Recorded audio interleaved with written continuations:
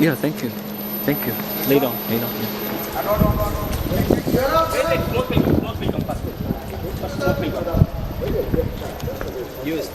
Yeah, first smoke will come. Smoke will come. Cho phải bốc hơi đúng không? Khói nè. Thấy khói nè. Có chưa? Sao lâu quá nhỉ? Vừa nó nhanh quá. Check connection. 2 độ mà 2 phút mà giờ được 1 phút thôi. Sao lúc sớm nhanh cơ mà? Chưa?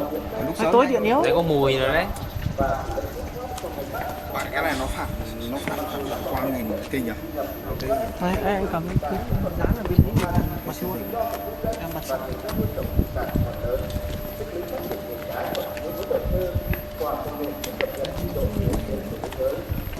Smoke has started.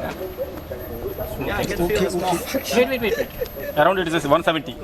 I think now the time is, the temperature is 170. Mai mốt mày về để tao làm được mày còn nhanh hơn mày. I told you, no, 170. It's 170. Yes. Yes. Stop. 189.